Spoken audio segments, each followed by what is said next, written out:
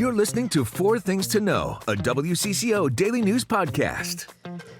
Today is Thursday, February 19th. I'm Maria Lisignoli. And I'm Johnny Kahner. Thanks for listening to Four Things to Know. Our top story today. It was an emotional start to Thursday's Minneapolis City Council meeting. The family of Fletcher Merkel, who was killed in the August Annunciation shooting, was given a resolution on behalf of the 8-year-old. Frankie McLister was there, and he explains how it all went down. We're here at City Hall. This all happened right before today's City Council meeting. There was a line of folks that walked in the room, again, before it all began. They were all wearing Annunciation shirts, and in that line was the father, mother, and also Fletcher's sister. That's also when Councilmember Linnea Palmisano handed over that resolution. Let's talk about a little bit what it was for. Now, it was presented in honor of Simply's Fletcher's life and just the memory of him. Councilmember Palmisano applauded Minneapolis police for their acts on that fateful August day. They were also present in the room with Chief O'Hara and Mayor Jacob Fry. Also standing next to the family were some of the other staff members, including the school's principal, Matt DeBoer, and Fletcher's former first grade teacher who spoke her love for the Merkel's late son. I will forever miss him, and I'm heartbroken that we don't get to see him grow. But through his light and his love and every gift that he gave to us, we get to grow stronger, and he will be forever missed and cherished. And he has an imprint in my heart always, as does your family.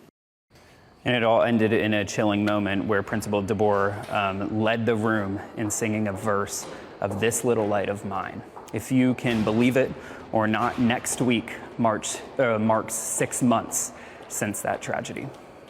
10-year-old Harper Moyski was also killed in that shooting. Her family says she was a kind and confident kid who taught them to, quote, show up exactly as you are. Following that special ceremony today, the Minneapolis City Council got to work, and that brings us to your second thing to know today. One item the council voted on was liquor licenses for the Canopy and Depot hotels. The two allegedly housed ICE agents during Operation Metro Surge. On Tuesday, the council was divided on the issue. Some argued staff feel unsafe with ICE in hotels, and delaying the license renewal is about investigating safety concerns. Others say the move could send a negative message about business in Minneapolis and open the city to legal risks. In the end, the licenses were approved with only 4 members voting no. Number 3, we're learning about a police chase in Wisconsin involving a stolen ambulance. Police say a naked man stole an ambulance with a patient in the back of it. This happened in Wisconsin Rapids, which is in the middle of the state. It happened Tuesday evening. This chase lasted 40 minutes and covered more than 18 miles. The chase finally ended when the driver drove the ambulance into a muddy field and got stuck. Thankfully, the patient wasn't hurt at all during the chase and did eventually make it to a hospital for treatment. Right before the chase started, there were 2 paramedics with the patient in the back of the ambulance. That's when Police Chief Daniel Hostin says the suspect jumped into the driver's seat. One of the paramedics had gotten out of the vehicle and confronted him at the driver's door. Once the vehicle started moving, though, the other individual exited the back door of the vehicle as they tried to attempt to, get control of the vehicle back. The 37-year-old man under arrest faces several charges, including disorderly conduct, operating a motor vehicle without the owner's consent, and lewd and lascivious behavior. Number 4 today, dangerous road conditions prompted many schools to start 2 hours late this morning, and that gave road crews more time to clean up the roads after the snowstorm. But all the snow we got led to many spinouts during the morning commute. The Minnesota State Patrol released statewide crash numbers from midnight up until 10:30 this morning.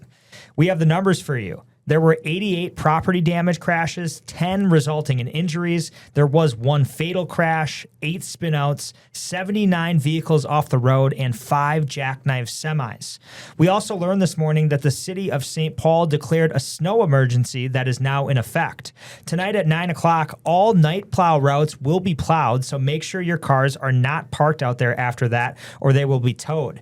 Tomorrow morning at 8, day plow routes will be plowed. So again, you can find all that information on our website, but definitely park on the right side of the street because you don't want to get towed. Or the left side. Just kidding. Just look for the sign. Whatever says dayside, plow route, or night side. And it can be confusing, too. It really can. I just park in the ramp. Those are your 4 things to know today. Now let's check in on our next weather forecast. Next weather meteorologist Adam Del Rosso checking in. Our winter storm continuing to wrap up. We're going to be keeping the clouds around those we head through this evening and into tonight. Temperatures, they're not going to fall too far. We'll go from the mid-30s this afternoon down into the mid-20s for our low temperatures tonight. We're going to notice the wind picking up, though, as we head through tonight and through the day tomorrow. It's going to be a bit on the breezy side. We're talking gusts upwards of 30 miles an hour with more in the way of clouds for our Friday and those northwest winds. It's going to keep our temperatures in check as high temperatures tomorrow only make it into the upper 20s and will be even colder than that in the low to mid 20s for our highs as we head into the weekend, even as we get a little bit more in the way of sunshine. And now, here's more to know. A group of local leaders say they're trying to bring back the local economies in our state that were hurt by Operation Metro Surge. They're pushing the state legislature to try a few different things to address economic instability. Here's more from one of the leaders of the coalition, Hopkins Mayor Patrick Hanlon. The coalition's primary legislative priority is straightforward: securing municipal aid to restore our cities to their pre-surge levels. This action is essential to recoup the immense costs to our cities, our police forces.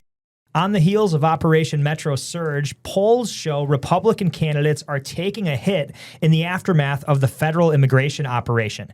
Political reporter Esme Murphy has the update. Today in Talking Points, I'm going to be taking a look at the political fallout from Operation Metro Surge and the Trump administration's immigration policy in general. Bottom line is that right now, if you take a snapshot, if you look at the polls, that's what the polls are, a snapshot in time, it shows that Operation Metro Surge was not popular here in Minnesota, and it was not popular all across the country. Specifically here in Minnesota, it was not popular all around the state, not just in the metro. The question is, what is the political fallout going to be? Well, individual polls have taken a look at some key races, and right now Democrats are frankly getting the boost. Senator Amy Klobuchar, the presumed favorite in the governor's race, is way ahead of both House Speaker Lisa Namath and also businessman Kendall Qualls, the two frontrunners in the Republican race for governor. So I'll take a look at all those numbers and look at what this means and what analysts are saying about the impact on our elections. We're following another story today. It's about a family dealing with an unimaginable tragedy. Here's John Lordson. Hey everyone, John Lordson here in New London, Minnesota, doing a sad story today on a couple of brothers, Will and Harry Dahl. They died a couple years ago when their UTV collided with a pickup truck. Two brothers who went to New London Spicer schools. A third brother was also on that UTV when it was hit by a pickup truck, but luckily Drew Dahl did survive that. But Will and Harry, again, dying in that crash a couple years ago in 2024, January of 2024. Now it's taken the parents a couple years to figure out how they want to honor these boys, honor their sons, and they're going to do it by trying to raise money for basically a sportsman's arena in the area. A pretty cool fundraiser coming up in May, so it's a few months away. But today we're talking with parents Mike and Laura Dahl about their sons and about why now is the time to raise money for a sports arena so kids in this area have a chance to develop a love for the outdoors, much like their sons had. Another person has been charged in connection with Minnesota's Feeding Our Future fraud scheme. Fahima Mahamud was charged last week with 1 count of wire fraud. She appeared in court today. Mahamud is accused, like others in the scheme, of taking advantage of a federal nutrition program that was meant to feed children. Charges say Mahamud operated a daycare in South Minneapolis. Prosecutors allege her center at one point was claiming to serve 60,000 children monthly and falsifying invoices to justify reimbursement. From December 2020 through July of 2021, the center received more than $850,000 from Feeding Our Future, but charges say they spent only about $125,000 of that on food. In total, prosecutors say the fraud scheme built the program out of more than $250 million. According to court documents, 78 other people have been charged in connection with Feeding Our Future. 51 of them have pleaded guilty, and 7 others were convicted at trial. We'll keep you updated on this case.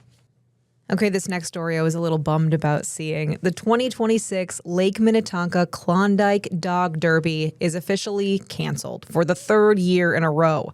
Organizers say record-breaking warm temperatures and a lack of snow on Lake Minnetonka have made it unsafe to hold the race. The event had already been postponed from February 14th to March 7th, but even with that delay, conditions haven't improved.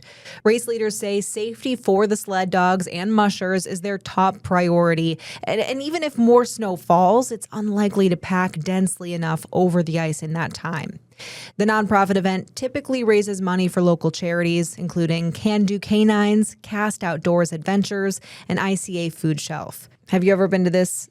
No, Klondike? have you? No, but my mom and my parents used to go all the time, and it's been canceled now 3 years in a row, so I've never been able to go with them. We need more snow, and apparently this which weekend. Is crazy. Yeah, the past few days didn't do enough. Didn't do enough, yeah. I know. Well, sticking in the winter spirit, let's talk sports. Right now, as we record, Maria, Team USA and Team Canada in the gold medal game, they are tied 0-0 after the first period. So we won't know the result by the end of our recording, but we do know there's a bunch of watch parties happening right now across the state. One is at Shamrock's Bar and Grill in St. Paul, and that's being hosted by the Minnesota Frost. 6 Frost skaters, as we know, are on Team USA. But this one's even cooler, in my opinion. Lake City is celebrating Taylor Heisey Day today. She plays for the Frost, Team USA, a former Golden Gopher, so she does it all. And she's from Lake City, and there are celebrations all over town. Listen to this. Port 104 is having a watch party where her grandpa Kenny is cheering her on. Cute. And this is even better. Her old elementary school, Bluff View, is having a school-wide watch party. And we know our Marielle Mose is going to both of those events. She's going to talk to Grandpa Kenny at Port 104 and then also go to Heisey's elementary school, which her mom is a teacher at and has been a teacher there for like 25 years. So just so many family connections within this town. And I can't even imagine how proud they are of her. Can we get a score prediction from you? Because we don't know now, but it's 0-0. Yep. And we're going to come back and talk about it tomorrow. So. Absolutely. Well, okay, given the last couple of games, I think that it's going to be a close one between Canada, and I think it's going to be a high-scoring game. Even after 0-0? We'll see. All right. Yeah, we'll see. We'll see. Go Team USA. Let's talk about the men's for a second. They're off to the semifinals. Get this. It's all thanks to Wild player Quinn Hughes. He scored the overtime winner yesterday to beat Sweden, and Wild player Matt Boldy assisted on his goal. So the Wild players showing out in Italy. Good stuff there. The men's play Slovakia tomorrow in the semis. It's time to take a breath with your Daily Bright Spot. Everyone's favorite, well, at least mine and Johnny's, the DNR Eagle Cam. We love seeing that every year. And guess what? It's welcomed a new resident. Let's go. An egg in the nest. So exciting. So, we don't know for sure there's an egg, but the DNR did notice an adult eagle consistently sitting in the nest, which is a sign that incubation has begun. Bald eagles begin incubating the first egg as soon as it's laid. Based on the eagle's behaviors, it's believed the first egg was laid Sunday afternoon. And if there are additional eggs, they should arrive within the next few days. This might be such a dumb question, but how do they get the camera in the right spot? Because, they're building a new nest every season, so... No, actually. They come back to the same nest. And unfortunately, last year... You're not an idiot. No, I didn't know this either. But last year, or 2 years ago, their nest fell. I remember that during with a the storm chick with the chicks inside. I know they didn't make it, but so they don't ever go back to that nest, but they built a new one really close by. So this camera that the DNR has right now isn't directly over this new nest like the last one, which is why we can't say 100% certain that there are eggs in there right now because we can't physically see them, but we can see the eagles incubating and just sitting on the nest. Do you work for the DNR? Yeah, basically. No, I just really like the Eagle Cam. I think it's so fun. That is incredible that they go back to their same nest. I know. Scent, or they just have such a good sense of direction. That I don't know, Johnny. That I don't know. Sounds like you do. Wow, I could just make it up. No. Yeah. But yeah, it's super cool. We'll keep you updated on the eagle nest. We'll be watching. Thanks for joining us here on 4 Things to Know. With Johnny Kahner, I'm Maria Lisignoli, and we're here with the news you need every weekday afternoon by 3 o'clock. Listen to 4 Things to Know, a WCCO daily news podcast, wherever you get your podcasts.